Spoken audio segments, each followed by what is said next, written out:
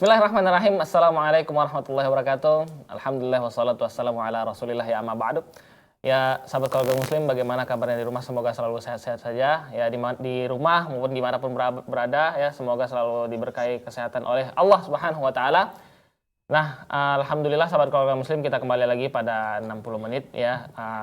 Pada acara kali ini kita ada sesuatu yang seru nih. Tapi sebelum itu, bagi sahabat keluarga muslim yang telah berdonasi, terima kasih atas donasinya dan terima kasih telah mendukung kami. Semoga Salam TV selalu lancar ya dalam menjalankan ya dakwahnya ya dimanapun Anda berada.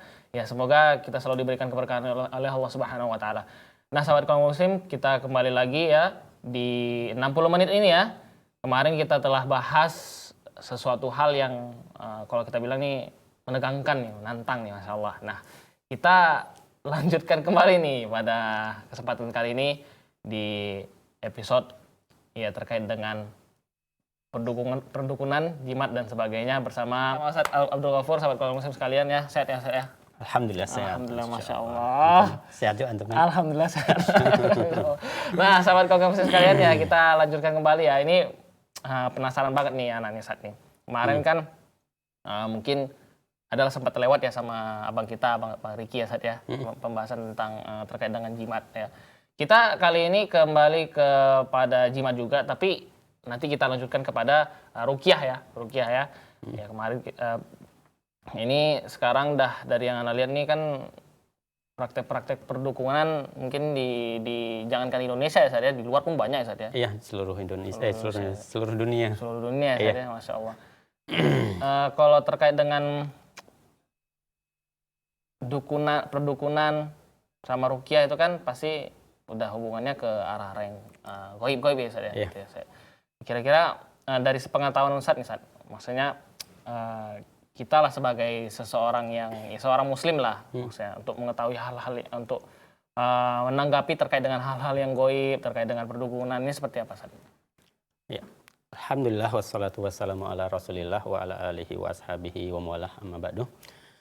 Berkaitan dengan perdukunan ya, dukun, tentunya di sini ya para ulama telah memberikan penjelasan berkaitan dengan dukun. Ya. Karena kalau di Indonesia kan ada nanti tidak semua dukun yang di Indonesia ini kan tidak boleh kita datangi. Ya, benar. Ya, di Indonesia ada misalnya dukun bayi. Ya, itu tentu masih boleh kita datangi. Dukun beranak ya tadi ya. Dukun beranak ya ataupun yang lainnya. Karena kadang kan dukunnya misalnya kalau dulu itu identiknya itu untuk pengobatan.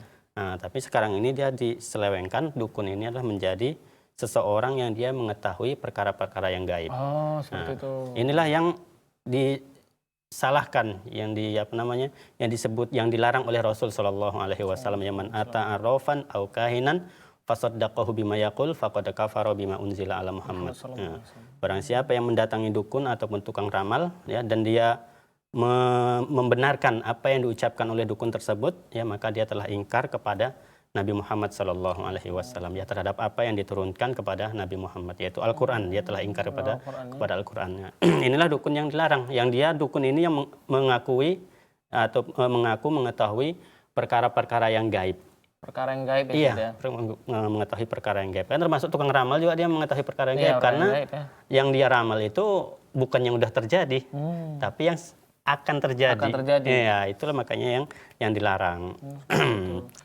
Dan juga untuk perdukunan itu sendiri ya di Indonesia juga katanya terbagi-bagi lagi kan. Ya, ada yang bilang ada dukun hitam. Ada dukun putih. Nah, ini dukun yang mana yang boleh kita ikuti? Ini kan bermasalah juga ya tuh.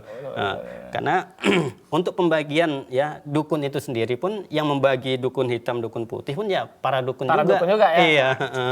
Ya kalau dukun hitam ya mungkin identiknya ya mereka bertapa di gua ya ataupun di hutan ya ataupun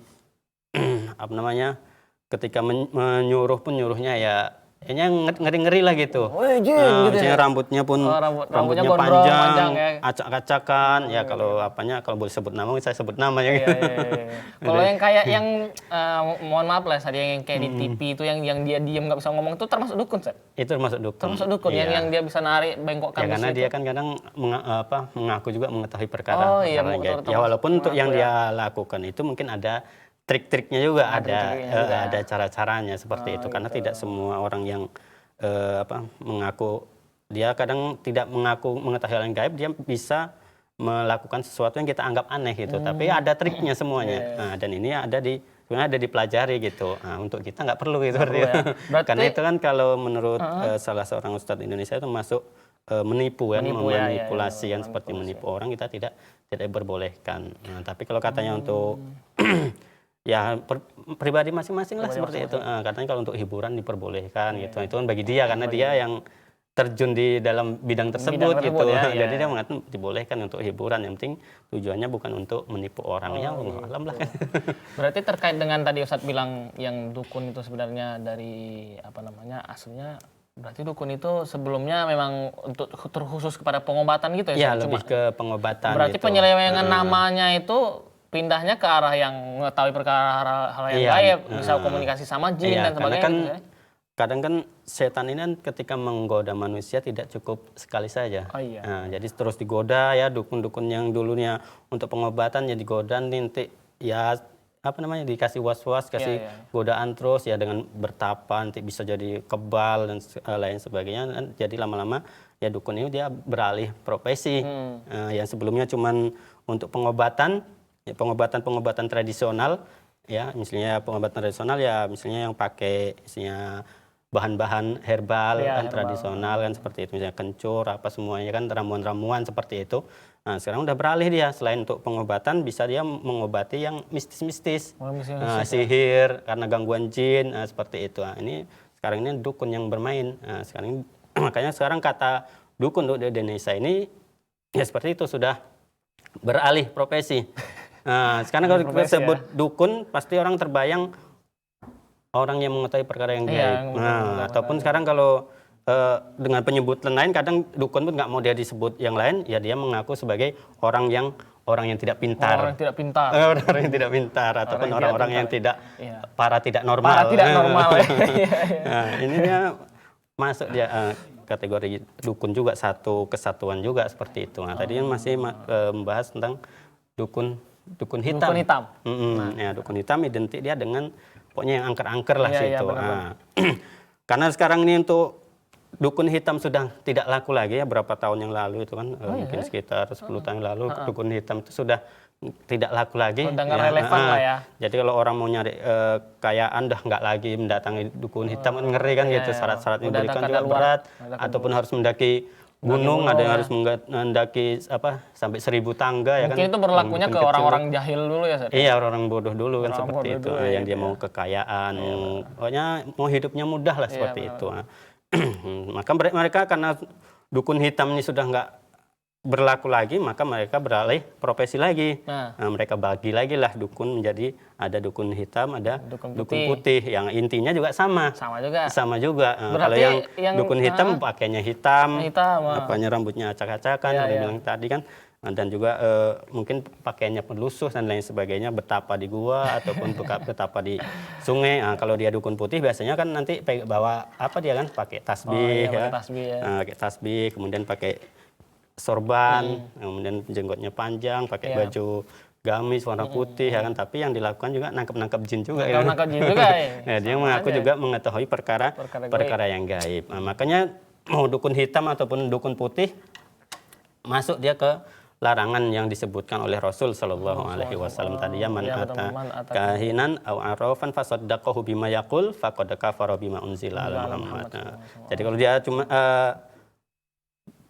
datang membenarkan apa yang dikatakan dukun, dia sudah ingkar kepada apa yang diturunkan kepada Nabi Muhammad, dan melakukan syirik. Walaupun kadang orang nggak mau dibilang syirik. Orang masih sholat kok, orang masih syahadat, masa gampang kali bilangkan orang syirik kan, seperti itu. Karena memang udah Rasul yang menyebutkan, faqad kafaro katanya kan di situ kan, udah ingkar, udah ingkar dia terhadap apa yang diturunkan oleh Al-Quran. Tapi kalau memang kalau vonis secara langsung tentunya nggak boleh. Udah kafir kita kan nggak boleh seperti itu. Nanti kan ada syarat-syarat lagi yang harus diketahui berkaitan dengan vonis perorangan dan siapa yang harus melakukan hal tersebut. Itu pun untuk secara hal itu pun masih bainahu wa bainallah juga ya. Iya, itu hanya Allah dan dirinya yang mengetahui. Nanti kan tergantung tingkat keyakinannya kan seperti itu, Allah yang mengetahui. Makanya untuk vonis perorangan itu tidak diperbolehkan. Tapi secara umum ketika ada orang yang melakukan perbuatan ini, dia itu masuk ke dalam perbuatan syirik. Karena orang sekarang sikit-sikit syirik. Jadi nggak mau. Nah itu dia.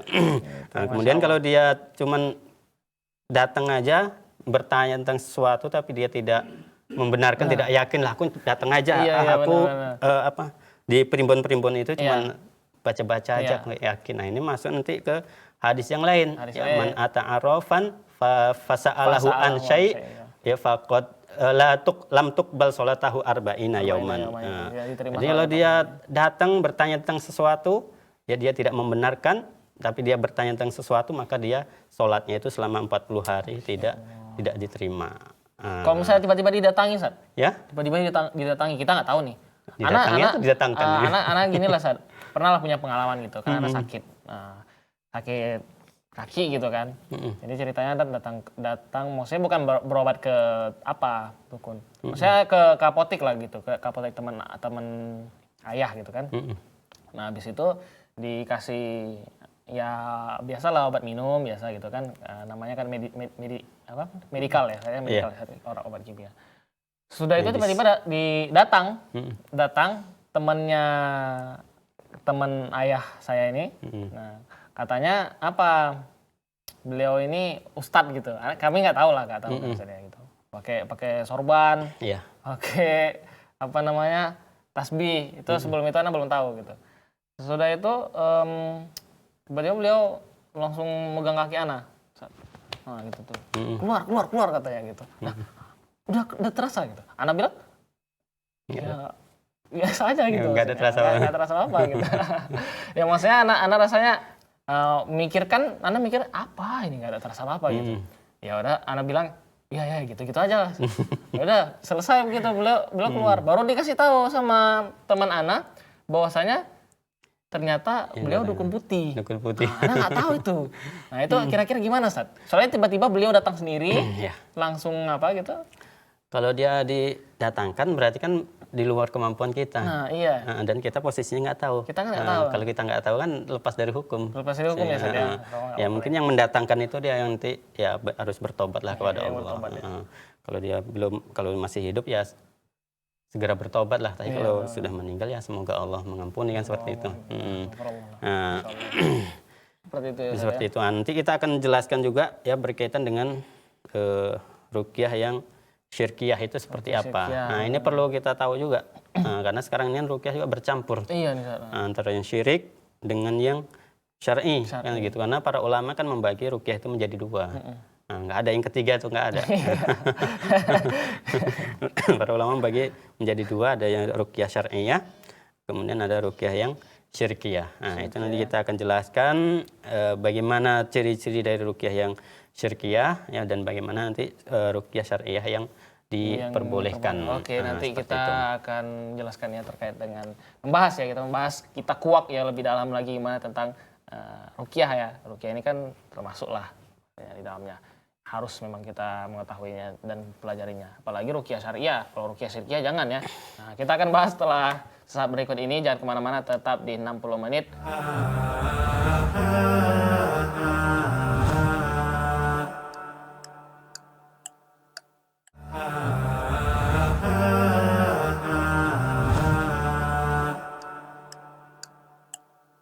Ya alhamdulillah sahabat keluarga muslim, kita kembali lagi di 60 menit. Ya kita kembali lagi ya menguak terkait tentang praktek perdukunan, praktek kesyirikan. Ya kemudian kita akan lanjutkan pembahasan kita ya tadi yang telah Ustadz jelaskan terkait dengan ruqyah ya. Tadi telah kita ketahui bahwasanya ruqyah itu dibagi menjadi dua ya, bukan menjadi tiga ya.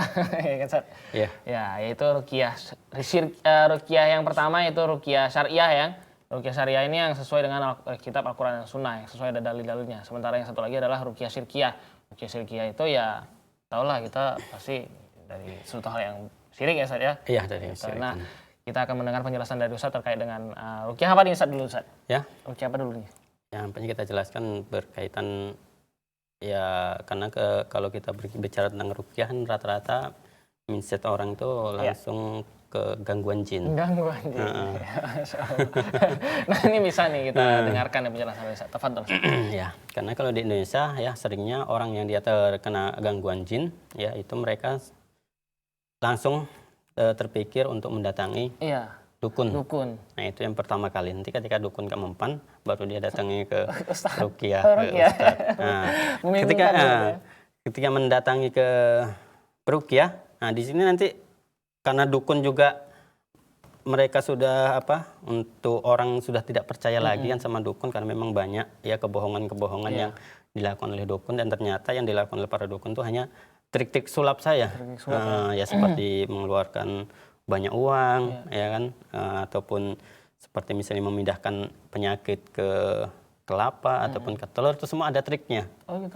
Semuanya triknya ya penyakit kalau ke kelapa. Iya ke kelapa ataupun nanti di kelapa itu entah diapa-apain ke badannya nanti dibelah ada pakunya di kelapa. Itu hanya trik saya. Trik-trik saja triknya ya kalau yang di kelapa ini ya kita bongkar sedikit ya kan. Yang di kelapa ini kadang bisa kelapanya ini kadang dari dukunnya. Nah, dari dukunnya kelapanya itu sudah dibolongi. Nah, kemudian dimasukkanlah beberapa paku atau silet seperti itu. Paku bangun yang bagus. Iya, yang mana aja lah ya. Nah, baru nanti ditutup lagi seperti ya seakan-akan nggak pernah dibuka lah seperti itu. Nah, ataupun nanti adanya kalau si pasien yang suruh bawa itulah nanti ditukar kelapanya sama kelapa yang sudah disiapkan oleh dukun tersebut. Yang udah diisi paku apa berbagai macam. Nah, barulah nanti dipindahkan kan pakai aura apa pakai cara-cara kayak mana lagi tarik ataupun apa nanti akan dipindahkan ke kelapa. Ini mungkin salah satu triknya. Nanti yang ke telur pun ada juga triknya. Ada triknya. Saya nggak bisa praktekkan. Pakai bor mungkin Ustaz ya. Pakai bor deh mungkin. Ya bisa saja seperti itu. Ada dia prakteknya ataupun kadang mengaku menyedot paku dari tubuh si pasien itu semua trik semua. Padahal nggak terasa apa-apa ya Ustaz. Ya nggak terasa apa-apa. Itu semua trik semua seperti itu. Nah, itu hanya trik semua, jadi nggak ada yang betul yang model-model seperti itu. Makanya penipuan seperti itu, penipuan berkedok dukun. Ini kan kita reveal ya Ustaz ya, biar kita kasih tahu kepada masyarakat, terutama masyarakat di Indonesia agar lebih cerdas lah. Ya, jangan sampai tertipu kepada orang-orang yang para tidak normal. Para tidak normal, ya apa namanya orang yang tidak pintar. Orang-orang yang tidak pintar, mengaku orang-orang yang tidak pintar. Masalah kita percaya kan? Kita percaya. Gitu ya. Mudah-mudahan lebih menjadi orang-orang yang cerdas dengan iman yang kuat, akidah yang benar, insya Allah lah. Gitu. Iya. Jadi ya setelah para dukun ini tidak ada dagangan mereka sunyi, ya sudah mengaku sebagai dukun putih juga sunyi kan seperti itu.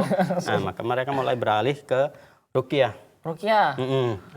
Karena ruqyah ini ya beberapa tahun belakangan kan mulai viral. Mulai banyak yang menggandrungi, seperti mulai banyak yang menyukai. Makanya mereka juga melakukan praktek-praktek ruqyah. Nah, yang praktek-praktek ruqyah ini mereka kemas juga. Mereka kemas ya seperti yang mereka lakukan ketika mereka melakukan perdukunan. Ya mungkin mereka sudah nggak menyiapkan menyan lagi, mereka nggak menyediakan menyan lagi. Ya cuman berpenampilan seperti ustadz, seperti orang biasa gitu. Tapi mereka lakukan praktek-prakteknya itu ya dengan melakukan praktek ruqyah yang ruqyah syirkiyah. Karena ruqyah syirkiyah ini sudah ada sejak lama. Sudah ada sebelum masa Nabi. Makanya makanya Nabi SAW menyebutkan ya tampilkan datangkan ruqyah kalian. Kemudian Nabi menyebutkan la ba'sa biruqa malam takun fihi syirkan. Tidak apa-apa ataupun dibolehkan dengan ruqyah ini selama tidak ada kesyirikan. Berarti dari hadis ini berarti sebelum datangnya Islam juga mereka mempraktekkan ruqyah. Makanya kemudian Nabi diperiksa praktek ruqyah yang dilakukan oleh para sahabat, diperiksa ada nggak ruqyah yang syirkiyah ataupun betul masih sesuai dengan syariat atau tidak seperti itu. Seperti itu. Jadi para dukun sudah nggak laku, masuk dia ke ruqyah. Ruqyah ini dikemas lagi sama mereka. Seakan-akan mereka melakukan praktik ruqyah ya sesuai dengan yang diminati oleh para masyarakat ya akan tapi ini adalah ruqyah yang syirkiyah. Jadi untuk pembagian ini sudah ada dari sejak zaman Nabi dulu sudah dipisah ya, yang syar'i diperbolehkan, yang tidak yang syirik ini sudah dilarang seperti yang syirik ini biasa yang dilakukan oleh para dukun. Ya, makanya Nabi memberikan ya beberapa rambu-rambu lah seperti itu ya untuk berkaitan dengan ruqyah yang syirkiyah. Berarti kembali lagi kepada kejadulan ya Ustaz ya. Iya, kejadulan. Pertama kan makin jadul, dukun hitam, habis itu dukun putih. Oh, udah agak maju dikit lah. Habis itu ke ruqyah. Iya, agak maju dikit tapi belum semaju ruqyah syariah. Iya. Nah, dan berkaitan dengan ruqyah syariah ini juga ini perlu sedikit ya penjelasan berkaitan dengan ruqyah yang syariah ini. Ya. Karena ruqyah yang syariah ya disebutkan oleh para ulama yang diperbolehkan syarat-syaratnya ya, syarat-syarat dari ruqyah yang syariah ya, yang pertama itu itu adalah ayat-ayat yang diambil dari Al-Qur'an. Kemudian yang kedua doa-doa yang diambil dari hadis Nabi sallallahu alaihi wasallam ya. Yang ketiga itu dengan bahasa yang bisa dipahami. Yang ngerti kita lah ya. Yang enggak bahasa-bahasa kumur-kumur gitu saja. Enggak. Kadang kan ada mantra-mantra itu memang bahasa Jawa. Tapi bahasa Jawanya ini kalau kita terjemahkan, kita gabungkan itu nggak ngerti. Terjemahnya nggak beres jadinya. Entah kayak mana-mana lah apa terjemahnya itu dia masuk nanti ke kategori ruqyah yang syirkiyah. Jadi bahasanya ya bisa dipahami. Jadi boleh kita meruqyah dengan bahasa Indonesia, boleh, nggak ada masalah. Boleh ya. Boleh misalnya wahai musuh Allah keluarlah kamu, itu diperbolehkan. Yang Nabi lakukan kan ya aduwallah katanya, diambil tepuk dadanya kan ukhruj. Karena Nabi yang ya langsung keluar kan gitu. Ya kita lah yang komunikasi ke jinnya gimana gitu ya. Kalau yang dari kisah para ulama itu termasuk Imam Ahmad kan dia hanya membawakan sandalnya kan seperti itu. Ini mau sandalnya aja ya. Kita jangan praktekkan. Kita kan belum masuk gimana ya? Karena setelah Imam Ahmad meninggal, setelah Imam Ahmad wafat, ya setannya pun nggak takut lagi saya. Ketika dibawakan sandalnya, ini sandal Imam Ahmad ya setannya nggak ada. Orang meninggal orangnya. Iya, karena dia takutnya dengan kewibawaan dan kehormatan Imam Ahmad tersebut, keimanannya seperti itu. Sampai mana tadi? Ya yang ketiga tadi. Ya yang ketiga dengan bahasa yang nanti lagi. Yang ketiga dengan bahasa yang bisa dipahami. Yang keempat ataupun dengan asma-asma Allah, nama-nama Allah jadi diperbolehkan. Maksudnya ya asma, karena kan ruqyah ini dia termasuk doa. Memohon perlindungan kepada Allah. Jadi diperbolehkan dengan asma-asma Allah kan dalam Al-Qur'an itu ada disebutkan kan walillahi asmaul husna fad'u biha ya. Bahwasanya Allah memiliki asmaul husna, maka berdoalah dengan asmaul husna tersebut. Ya, misalnya kita meminta kesembuhan, ya minta kepada Allah, ya Allah ya Syafi, berilah kesembuhan ya kepada si fulan. Doakan orang kan kita diperbolehkan, nggak ada masalah. Sembuhkanlah si fulan dari gangguan jin ataupun yang lainnya. Dan inilah yang biasa dilakukan akhirnya untuk syarat ruqyah tadi yang kita sebutkan kan. Jadi boleh dengan asmaul husna, dengan bahasa-bahasa yang bisa dipahami ya, ataupun diambil dari doa-doa ataupun yang diambil dari ayat-ayat Al-Qur'an. Jadi kalau ruqyah dia hanya membaca ayat Al-Qur'an aja nggak ada masalah. Ataupun ruqyah dia hanya membacakan doa-doa yang disebutkan oleh Nabi saja ya nggak ada masalah. Karena itu tergantung lah, karena kan jin ini juga dia terkadang berbeda-beda.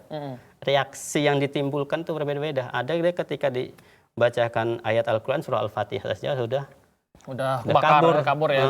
Ada yang dia cuman ngasih kita bacakan doa saja, mesti kita bacakan ya a'udzubika kalimatillahi tammah kan untuk kita sendiri ya udah kabur duluan gitu, karena belum kita tujukan lagi untuk dia kan, belum lagi kita tujukan u'idzuka misalnya kan udah kabur duluan ya. Ada dia modelnya belum kita apa-apakan pun udah kesurupan duluan ya. Ini jinnya jin yang kafir ya Sad ya? Iya, jin yang kafir ya bermacam-macam lah. Karena yang jin fasik juga kadang kan. Iya, fasik juga ya terkadang ya. Sok-sok paten dia kan. Jadi nantangi kan seperti. Sama yang seperti di dunia manusia juga kan gitu. Orang-orang kadang yang dia tidak kita kenal ya, tiba-tiba sok paten ya, udah tahu kelebihan kita baru kabur dia. Takut dia. Kan ada juga model manusia yang seperti itu kan, seperti itu. Mirip lah saja. Iya mirip-mirip, karena kan di alam jin dengan alam manusia kan ada, di alam jin juga ada jin kafir, ada jin muslim. Ya ada yang baik, ada yang jahat. Yang jahat. Tapi kalau setan semuanya jahat. Setan semuanya jahat. Kalau jin, ada jin baik, ada jin jahat. Ya. Makanya sama dengan manusia. Ada manusia yang baik, ada yang jahat seperti itu. Makanya kalau ada manusia yang jahat, ini dia disebut setan. Ada setan dari golongan manusia seperti yang disebutkan di surah An-Nas itu ya. Iya, dari golongan manusia, ada setan dari golongan jin. Ya, benar-benar, Masya Allah. Ya, itu yang ruqyah, ya ruqyah yang syariah. Ya, jadi syaratnya tadi ada 4 untuk ruqyah syariah. Nah, ini juga menjadi problematika bagi kita. Bagaimana dengan ruqyah sekarang ini kan ada beberapa pengembangan berbeda dengan ruqyah yang di masa Nabi dulu. Masa Nabi dulu ruqyah nggak ada yang menggunakan air bidara, itu nggak ada. Nggak ada air bidara, Itu air bidara itu sebenarnya gimana? Oh, sidr ya, sidr. Iya, sidr. Untuk bidaranya sudah ada di masa Nabi, tapi untuk metode praktek untuk ruqyah ini yang tidak ada kan seperti itu. Nah, makanya para ulama membagi lagi. Kalau memang ada yang dia meyakini ruqyah syariah ini ibadah, ya dia sudah mencukupkan hanya dengan dibacakan saja. Jangan dibacakan saja. Hanya cukup dibacakan saja, tidak pakai sentuhan, tidak pakai apa-apa, hanya cukup dibacakan saja seperti yang dilakukan oleh sahabat Nabi itu yang meruqyah kepala desa kan. Nah, dia hanya dibacakan saja beberapa kali dari surah Al-Fatihah itu sudah sembuh kan seperti itu karena sengatan kalajengking. Tapi kalau dia ada yang memasukkan ruqyah selain dia ibadah juga dia masuk dalam kategori pengobatan, maka kalau yang namanya pengobatan ini pasti ada pengembangan. Ya. Makanya para ulama kan untuk prakteknya berbeda-beda dia untuk ruqyah. Ada yang menggunakan air bidara, ada dia nanti yang menggunakan madu. Madu juga ada karena madu. Pokoknya hal-hal yang memang disunnahkan yang dianjurkan oleh Nabi itu biasanya perkara yang dibenci oleh jin, oleh setan. Setan kan nggak suka kita melakukan ketaatan, jadi setan itu membenci. Jadi ketika membenci kita kasih itu, ya dia tentunya tidak suka. Baik, Masya Allah. Ini nampaknya semakin seru nih ya sahabat keluarga muslim sekalian ya. Ya, kita akan lanjutkan kembali ya nanti ya setelah jeda berikut ini. Jangan kemana-mana, tetap di 60 menit.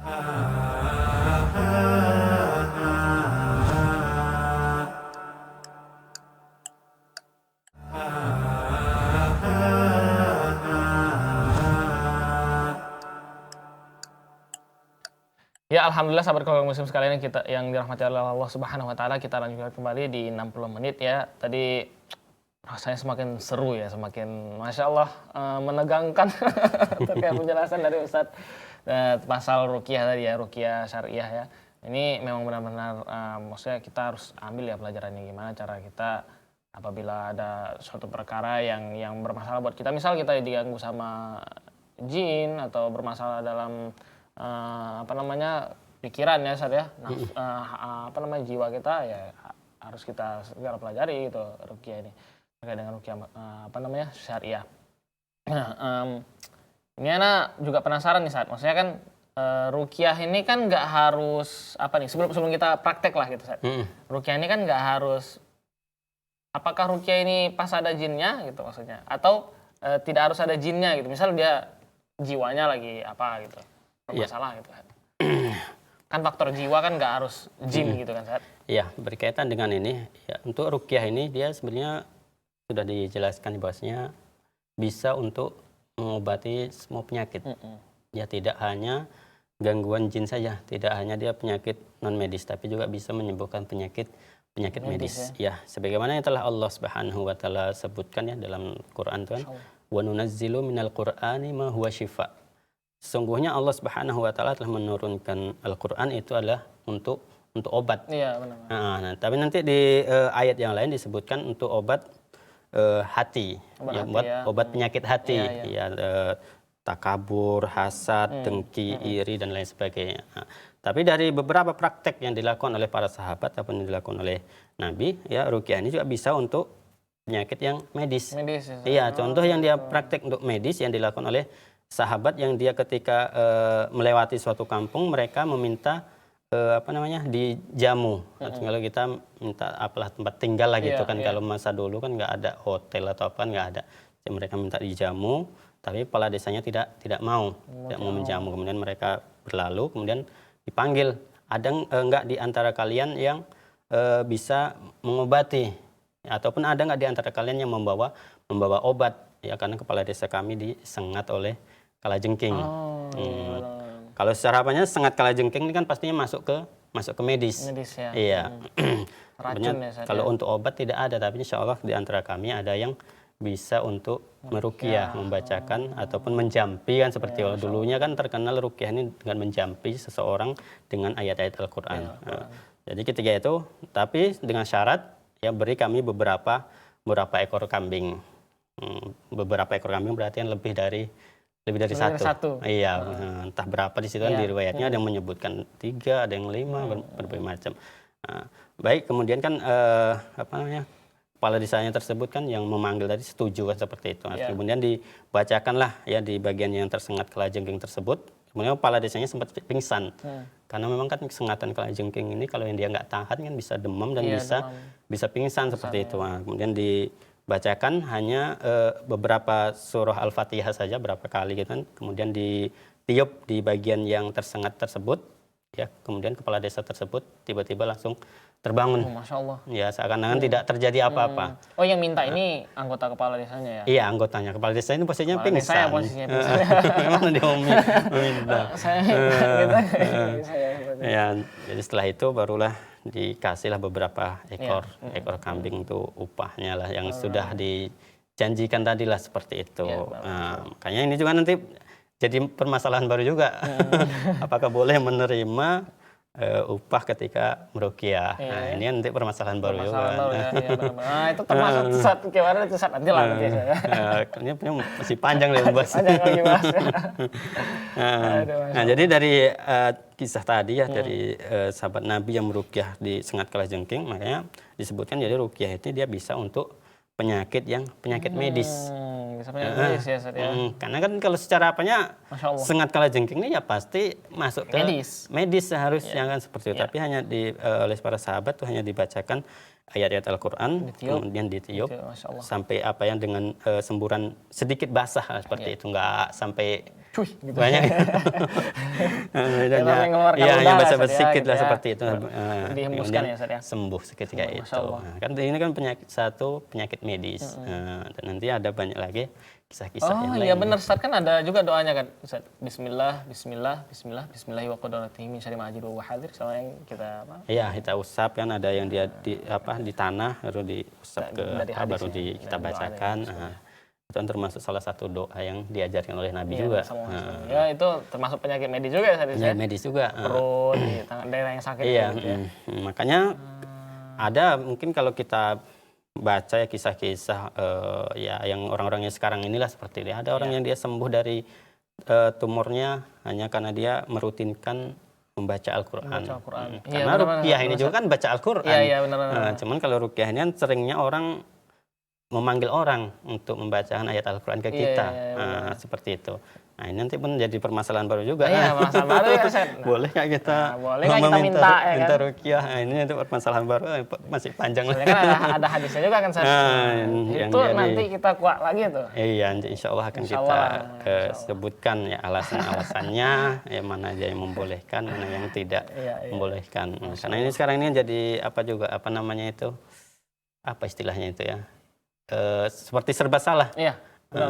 Nggak minta diruqyah, didiamkan aja. Minta diruqyah nanti nggak masuk surga kan tanpa hisab, tanpa azab, nggak masuk golongan orang yang tersebut. Apa orang tuanya aja minta gitu. Ini nanti kita jelasin lagi. Kita lanjutkan nih sekarang. Kayaknya tadi udah di ruqyah syariah dan beberapa macam apanya. Kayaknya misal mungkin bisa apa gitu saat praktekkan gitu saat gimana? Untuk ruqyah yang syariah ya caranya ini tidak sulit. Ya kalau misalnya ada orang yang tiba-tiba kesurupan, nah ini langsung praktek. Gimana misalnya nih? Karena contoh gitu, misal. Nah, biasa kalau kesalahan ya dari ruqyah yang syariah ini. Jadi ruqyah syariah ini nggak semuanya juga betul seperti itu. Ada ruqyah yang syariah yang dilakukan tapi salah.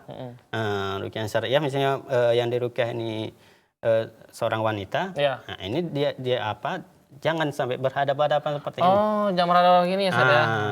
Berhadapan, ada nanti ya ustadz yang itu kadang disuruh ketika kesurupan lihat mataku.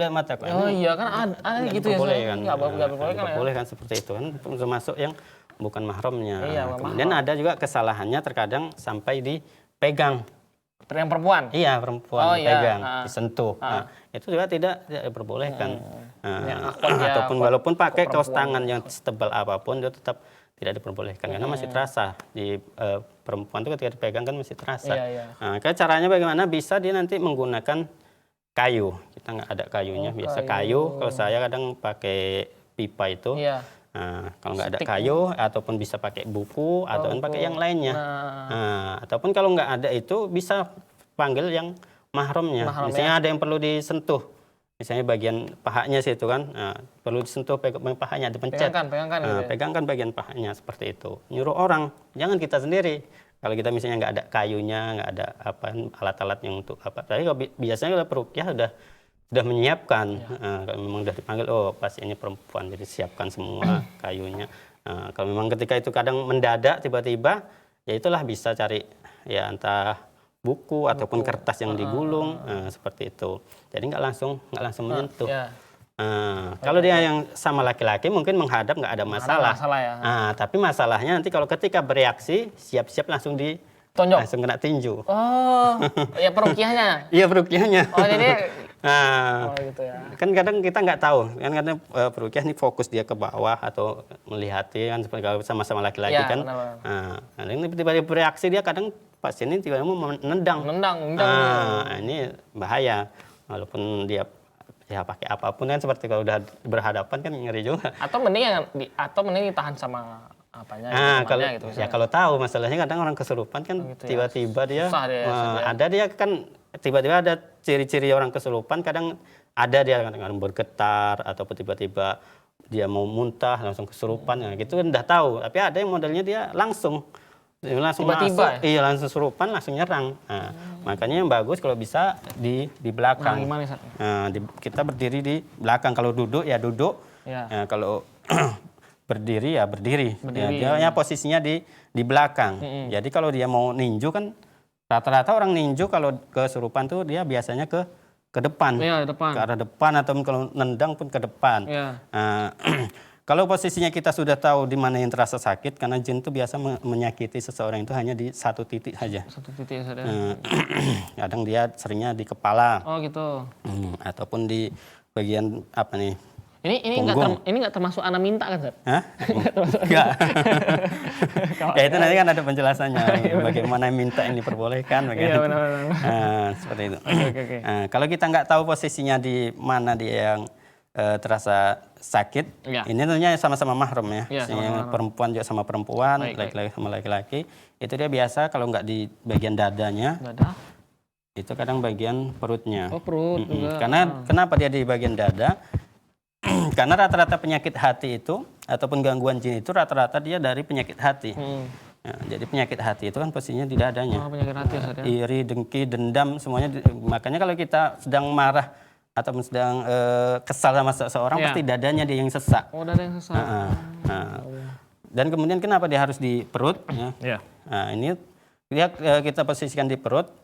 Ya karena terkadang kita ada makanan-makanan haram yang tidak sengaja kita makan. Makanan haram juga, ataupun ada model santet yang dia tiba-tiba kita termakan sehingga disitulah mulai masuknya gangguan jin. Makanya kita bagian perut, bagian perut terpegang ataupun bagian dadanya. Ataupun ada dia yang mempraktekkan di kepalanya yang dipegang. Kepala juga ya. Karena biasa kalau dia gangguan jin rata-rata dia pasti seringnya itu ya karena kepalanya itu sering pusing. Oh sering pusing? Iya. Berat gitu. Iya itu salah satunya. Bukan berarti nanti kalau pusing ini gangguan jin, nggak seperti itu juga. Ya ada nanti ciri-ciri yang lainnya. Jadi ternyata migrain gitu kan. Untuk mempraktekannya seperti itu ya. Prakteknya seperti ini, kita pegang bagian dadanya, kemudian tinggal kita bacakan aja beberapa ayat Al-Qur'an. Ini kalau posisi pasiennya belum kesurupan. Tapi kalau kalau udah kesurupan, kalau kita posisi di belakang dia kan nggak pula ninjunya gini kan. Oh iya juga ya. Itu nggak mungkin. Nanti gini satu. Enggak, jarang seperti itu. Dia biasa kan, dia kenapa tiba-tiba meninju karena dia terkadang terkejut dia. Terkejut jadi nendang dia ke arah depan. Gitu. Bukan berarti pandai bela diri ya. Pandai bela diri. Oke. Jeda dulu ya sahabat keluarga muslim. Bentar lagi kita akan lanjutkan insyaallah bersama Ustadz Abdul Ghafur ya, Masya Allah semakin seru ya. Ya mudah-mudahan sahabat keluarga muslim makin semangat juga ya untuk menonton ini gimana cara mempelajari tentang ruqyah syariah. Setelah jeda berikut ini, jangan kemana-mana.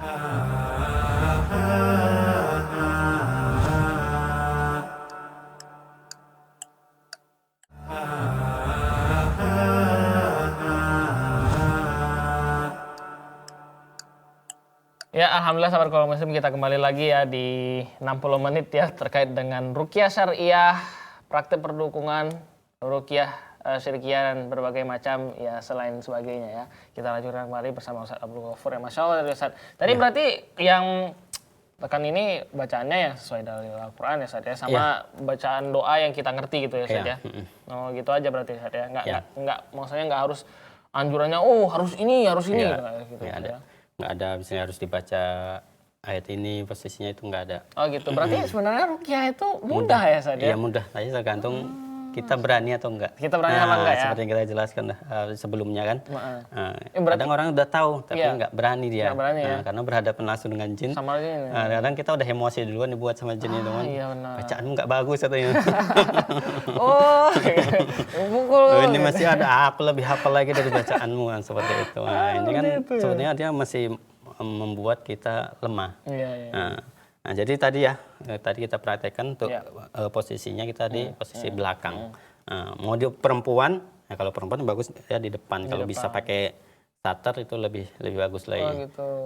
Kalau pakai sater, ya apa misalnya pakai sater itu pakai apa namanya? Pakai tirai. Tirai ya. Gorden. Pakai tirai ya harus ada yang menjaga dia di situ seperti itu. Karena kalau misalnya enggak, ya enggak apa-apa kita berdiri di posisi belakangnya. Karena saya juga pernah seperti itu kan. Lupa saya untuk duduk di belakangnya, di depannya gini kan, karena memang banyak situ kan, ada laki-laki ada perempuan yang lupa saya. Maju dia digigitnya, gigitan saya. Sakit Sat? Ya terasa sakit lah. Berbekas. Dulunya ada bekasnya, sekarang udah nggak ada lagi. Lupa saya, harusnya di posisinya di belakang, di belakangnya. Kalau dia mau gigit kan pasti mutar, kita kan udah siap-siap, udah tahu kan seperti itu ya. Perempuan ketika itu yang gigit. Karena kita lupa kan, namanya itulah manusia itu kan. Kadang-kadang lupa, walaupun udah sering, kadang lupa juga. Kita surah Al-Fatihah aja, walaupun udah sering kita baca aja, kalau memang posisi lupa ya tetap lupa. Jumlah rakaat yang sering kita lakukan aja, posisi lupa tetap lupa. Itulah Masya Allah. Jadi posisinya berdiri belakang. Untuk peruqyah ini biasa dia bermacam-macam untuk caranya. Ada dia modelnya langsung dibacakan. Jadi ketika udah posisi sudah pas, udah selesai, udah berwudu, udah apa seperti itu, pasien udah duduk, ada modelnya langsung dibacakan. Ada juga modelnya dia hanya membaca doa-doa terlebih dahulu. Ada yang modelnya dia si pasien ini dia disuruh bertobat terlebih dahulu. Iya, bertobat. Karena bisa jadi ya gangguan jin yang ada dalam dirinya ini karena dosa-dosa yang dulunya pernah dilakukan. Jadi dia bertobat dulu kepada Allah, misalnya dulunya sering meninggalkan sholat, ataupun dulu sering memegang mahram yang bukan mahramnya, tapi dia pegang, ataupun sering dari ucapannya menghina orang, dia disuruh bertobat dulu. Nah, makanya kayak sampai di sini posisinya itu kalau dia pasiennya itu gangguan jinnya ini kuat, ketika kita suruh bertobat, dia biasa terkadang bereaksi langsung. Bereaksi? Iya. Wah gitu. Iya. Aku nggak mau tobat gitu. Padahal kita kadang belum bacakan apa-apa. Masih suruh bertobat dulu seperti itu. Nah, dia sudah merasa kesakitan. Karena jin ini kan, setan ini kan dia tidak suka. Iya. Karena semua perbuatan-perbuatan jahat yang dulu dilakukan oleh manusia, ketika dia bertobat habis semua perbuatan jahat tersebut kan, jadi bersih lagi. Makanya setan nggak suka. Aku sudah berusaha ribuan tahun untuk menyesatkan kamu, tapi kamu telah menghapuskannya dengan tobat. Makanya ada nanti berkait dengan ini taubat, istighfarnya juga kan banyak. manfaatnya sangat sangat banyak sekali. Luar biasa. Itu tadi ya praktik singkat berkaitan dengan ruqyah yang syariah. Jadi pasien disuruh bertobat dulu, bertobat ataupun disuruh muhasabah dulu kan, ingat-ingat dosa yang belum pernah dilakukan, dosa apa yang belum ditobati. Pokoknya diajak muhasabah terlebih dahulu. Dia biasa kalau sudah seperti itu, walaupun kita ruqyah nggak ada reaksi, itu posisi badan itu udah enak. Dada udah mulai lega. Yang biasanya muntah-muntah itu, Ustaz? Ya? Yang biasa-biasa muntah itu? Nah, itu dia berbagai macam reaksi ya, reaksi terkadang ketika di ruqyah juga nggak harus ada reaksi. Kadang memang semua ciri-ciri gangguan jin itu sudah ada sama dia. Ketika di ruqyah nggak ada reaksi, ya udah ya biarkan, memang karena posisinya seperti itu. Tapi posisi badannya setelah di ruqyah itu udah enak, dia udah plong seperti itu. Misalnya setelah di ruqyah udah gangguan-gangguan apa namanya, ciri-ciri yang disebutkan tadi itu udah nggak ada lagi, kemudiannya seperti itu. Karena jin ini kan nggak semuanya dia, walaupun dia mengganggu, nggak semuanya kadang ketika diruqyah langsung menampakkan diri. Dia kan bermacam-macam, sama seperti manusia. Ada si fulan nih, takutlah aku, larilah langsung aku. Kan ada modelnya seperti itu. Makanya sama juga di kalangan jin juga seperti itu. Nah, ini mau diruqyah aku, kabullah dulu. Tapi ketika nanti sudah diruqyah kan sudah ada benteng si pasien ini. Jadi ketika jin itu mau masuk lagi, dia sudah tidak bisa. Makanya ketika setelah diruqyah badannya udah agak enak. Karena jinnya mau balik lagi udah nggak bisa, karena udah ada benteng. Apalagi pasiennya ini dia dibekali lagi dengan zikir pagi sore, sholatnya terjaga, ini maka lebih bagus lagi. Nah itu ya ruqyah yang syariah ya. Syariah. Yang syirkiyah, ya ruqyah yang syirkiyah ini ada ciri-cirinya.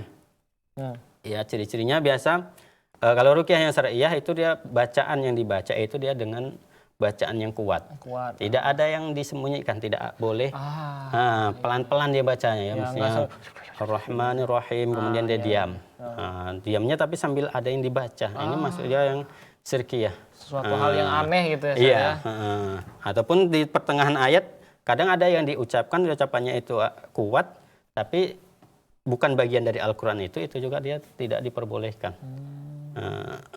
Kan ada misalnya orang seperti itu kan, Ar-Rahman Ar-Rahim, kemudian dia ada memanggil, ya misalnya ada kadangnya nama jinnya tersebut lah yang dipanggilnya. Ini dia masuk kategori ruqyah yang syirkiyah. Biasanya ruqyah syirkiyah ini termasuk untuk, maksudnya dia pakai alat nggak Ustaz gitu?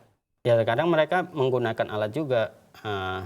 Yang ruqyah yang syirkiyah ini terkadang si pasiennya, ini untuk ciri yang kedua ya.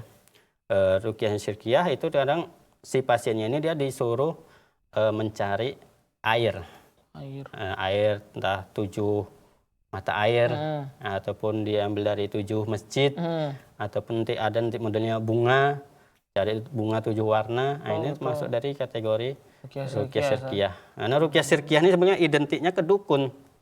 Ya. Tapi dia dicampur dengan ayat Al-Quran. Ketika membacanya bacaan Al-Fatihah, ayat Al-Quran Al-Fatihah, ayat kursi. Tapi setelah itu nanti disuruh, syaratnya itu tadi, syaratnya cari dulu bunga 7 rupa, nanti taruh di sini ya, ataupun nanti disuruh cari hewan yang aneh, yang hitam, legam seperti. Kok bisa cari, kalau yang cari tikus yang janda, berarti nanti syaratnya itu sulit kita penuhi. Makanya itu masuk dalam kategori ruqyah yang syirkiyah cirinya. Kemudian ada ciri selanjutnya, terkadang ruqyah syirkiyah ini mereka memberikan jimat-jimat. Diberikannya jimat-jimat. Ini seperti yang di depan ini? Iya, contohnya seperti inilah. Nanti kadang termasuk juga nanti dikasihnya wafak. Mungkin nanti untuk tulisannya, ini dia model wafak ya. Ini di sini tulisannya itu, mungkin bisa Haikal bacakan untuk manfaatnya. Manfaat yang tidak ada manfaatnya. Ya, ini nanti biasa wafak. Ini dia wafak namanya. Oh, itu wafak. Itu bahasa apa tuh? Bahasa Arab, Ustaz? Mungkin bisa didekatkan biar nampak dia tulisannya. Iya, coba didekatkan dulu ya. Masya Allah. Nah, seperti ini. Ini kan huruf-huruf Arab, tapi dia huruf Arabnya itu tidak bisa dipahami. Seperti ini dia wafak namanya, ataupun bisa disebut juga dengan rajah. Oh, rajah. Apa ini coba Anda baca ya, Ustaz ya? Faedah dan barokah lemah tambah. Nah, ini dia. Cirebon. Bismillahirrahmanirrahim. Langsung ke faedahnya aja. Cara faedahnya. 1. Bila yang terkena sakit dipandikan dengan minyak dan tanah. Itu diminum sedikit saja. Air segelas. Baca. Niat ingin sembuh, utamakan baca bismillah. Seperti itu. Atau yang bawahnya nih, yang lebih mantap. Nih, untuk Yang menikah lagi. mahabah, asihan, minyak dipakai mandi serta wafak-wafak semua atas izin Allah Subhanahu wa taala. Anda akan dikasihani oleh banyak orang. Kun fayakun wassalam. Ya, biasanya kan dukun dia memberi ada bentuk minyak seperti ini. Ya, bentuk minyak seperti ini. Ini minyak, sebenarnya minyak za'faron ini ya. Za'faron. Tapi inilah yang sering dipakai para dukun, minyak za'faron. Baunya bau za'faron ya saja. Iya. Kalau untuk jimatnya ya bermacam-macam lah untuk jimatnya. Di sini kita tidak membawakan soalnya ya. Ini sama juga. Ini sama juga ya, ini apa namanya? Tanda love. Bifik juga. Ini ada untuk mahabbah, ada untuk rezeki. Ya, biasa dukun dikasihnya seperti ini. Biar populer gitu. Iya, biar populer. Atau yang sebelumnya kita sudah bahas ya berkaitan dengan bulu perindu. Oh iya, bulu perindu ya. Yang goyang-goyang itu ya. Iya, bulu perindu. Itu membuat seseorang makin percaya diri katanya kan. Karena setelah itu dia dapat pasangan hidup. Itu dia jimat. Masya Allah. Jimat. Ini modelnya karena anak muda sekarang kan suka dia semar mesem. Ini semar mesem. Ini semar mesem dia kecil. Ini yang harga murah, ada dia harga mahal lebih bagus lagi bahannya. Ini semar mesem. Padahal ini adalah hanya tokoh pewayangan. Pewayangan aja. Kenapa dia disebut seperti ini? Karena ketika ini kan semar ini dia termasuk kalau tokoh pewayangan itu dia gemuk badannya. Iya. Gemuk badannya. Kalau jalan pun terlalu berat, tapi ketika dia di bumi itu banyak yang menyukai. Makanya dia dimasukkanlah semar mesem ini untuk jimat. Untuk jimat ya. Iya. Nah inilah nanti dikasih kadang ada model seperti ini, nanti ada dikasihnya cincin. Kalau dia mempelajari ilmu-ilmu kebal, nanti dia disuruh puasa. Ini masuk juga ciri dari ruqyah yang syirkiyah. Kadang si pasien ini dia disuruh amalan-amalan yang memang tidak ada contohnya dari Rasulullah Shallallahu Alaihi Wasallam. Misalnya nanti disuruh membaca zikir-zikir, misalnya ya salam sampai 1000 kali. Tujuannya untuk menyembuhkan penyakitnya, ataupun nanti suruh bacanya sampai 10.000 kali. Dia dengan amalan-amalan yang tidak ada contohnya, ataupun ada nanti suruh baca aja Allah Allah Allah. Itu nantilah di situ setelah zikir itu ya setannya makin masuk. Karena ada teman juga yang dia meruqyah, orang yang sering melakukan itu ketika diruqyah bereaksi karena dia mengamalkan ajaran-ajaran yang tidak ada contohnya dari Rasulullah, dan jin makin senang. Karena ada kawannya kan seperti itu. Makanya jin makin senang kepada orang tersebut. Nah, mungkin Ustadz bisa kasih kesimpulan gitu, buat para sahabat keluarga muslim sekalian, maksudnya terkait dengan perdukungan ini, dan gimana sih maksudnya cara kita untuk menangkal biar gak ada tidak kerasukan lah gitu ya. Nah, biar maksudnya kita agar tidak masuk seperti itu lah. Kesurupan lah seperti itu. Nah, tidak diganggu oleh jin. Nah, iya, tapi sesuai syariat kan yang benar gitu. Ya, kaum muslimin yang dirahmati oleh Allah Subhanahu wa taala, ya berkaitan dengan perdukunan ya. Semua dukun ya, baik dia dukun hitam ataupun dukun putih, itu kita dilarang untuk mendatanginya ya. Sebagaimana telah disebutkan oleh Rasulullah sallallahu alaihi wasallam, ya man ata'arafan aw kahinan fasaddaqahu bima yaqul faqad kafara bima unzila ala Muhammadin sallallahu alaihi wasallam. Barang siapa yang mendatangi dukun ataupun tukang ramal yang dia membenarkan ucapan yang disampaikan orang tersebut, ya maka dia telah ingkar kepada apa yang telah diturunkan kepada Nabi Muhammad sallallahu alaihi wasallam. Karena para dukun ini rata-rata mereka mengakui kepada perkara-perkara yang gaib. Jadi kalau ada dukun yang dia tidak mengaku perkara yang gaib, ini dipertanyakan malah kedukunannya seperti itu. Ya, jadi baik dukun hitam ataupun dukun putih tetap itu tidak diperbolehkan ya, karena yang membagi ada dukun hitam dukun putih juga para dukun juga seperti itu.